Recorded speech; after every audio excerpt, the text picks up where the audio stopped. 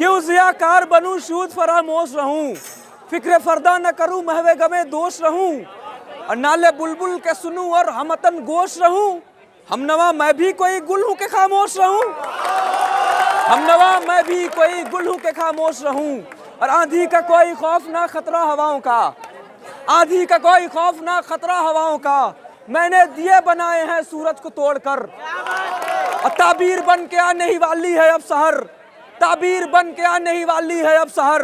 सूरज बना रहा हूँ दिए जोड़ जोड़ कर, सूरज बना रहा हूँ दिए जोड़ जोड़ कर। और मैं बेपनाह अंधेरे को सुबह कैसे कहूँ, मैं बेपनाह अंधेरे को सुबह कैसे कहूँ। मैं इन नज़ारों का अंधा तमाशबीन नहीं, मैं इन नज़ारों का अंधा तमाशबीन नहीं।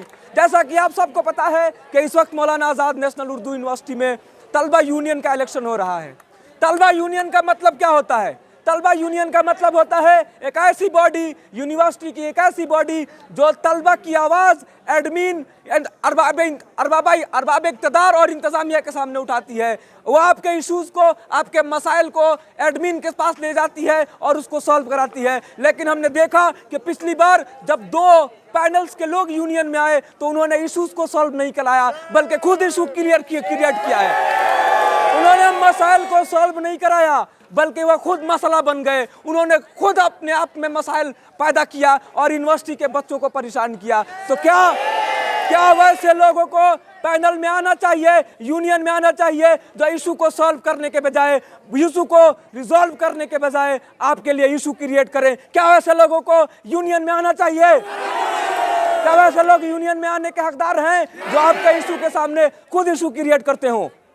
आप लोगों से मैं मुअद्दिबाना और मुखलिसाना, जब से मैंने नॉमिनेशन किया है, आप लोगों से मैं अपील कर रहा हूं कि आपके बीच जो भी आ रहा है उससे इश्यूज के ऊपर बात करें, उसका विजन जाने कि उसका विजन क्या है, वह इस कैंपस के लिए क्या करना चाहता है।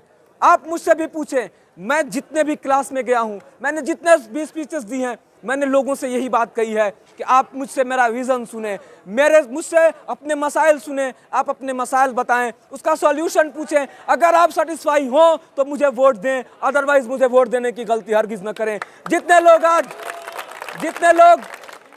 लोग आपके बीच में आ रहे हैं, आपने सबको सुना होगा, सबको सुनेंगे, आज आखिरी दिन है।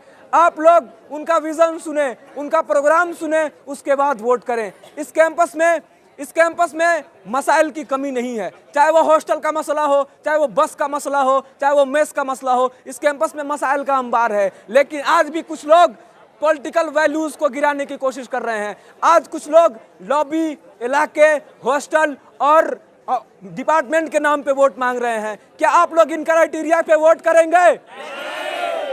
आप किस क्राइटेरिया पे वोट करेंगे?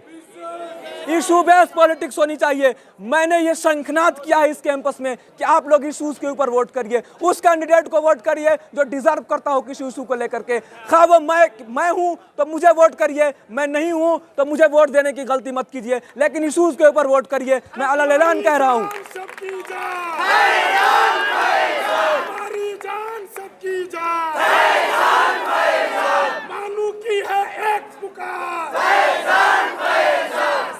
बस है एक पुकार। इस कैंपस में मैं अपना विजन बता रहा हूं, मेरा विजन क्या है। इस कैंपस में इशू बेस्ड पॉलिटिक्स नहीं हो रही है। मेरा पहला विजन है कि मैं इस कैंपस में इशू बेस्ड पॉलिटिक्स की शुरुआत करूंगा। खा वो ये कैंपस हो या देश हो, दोनों जगहों पे इशूज को साइड में करके गलत तरीके से गलत नैरेटिव बना करके पॉलिटिक्स किया जा रहा है। अगर हम देश की पॉलिटिक्स को क्रिटिसाइज कर रहे हैं तो हमें इस कैंपस की पॉलिटिक्स को भी क्रिटिसाइज करना होगा, और अगर हम देश की पॉलिटिक्स को बदलना चाहते हैं तो इस कैंपस में इशू बेस्ड पॉलिटिक्स को प्रमोट कीजिए, इशू बेस्ड पॉलिटिक्स को लाइए। हमारा पहला मुद्दा है इशू बेस्ड पॉलिटिक्स। जो आपके मसाइल हैं उसके ऊपर पॉलिटिक्स होनी चाहिए, और इंशाल्लाह हम जीतने के बाद जैसे आप लोग बैठे हैं वैसे ही हम पूरी यूनिवर्सिटी को बुलाएंगे जीबीएम में। मैं भी मसाइल रखूंगा, आप भी रखेंगे। उसका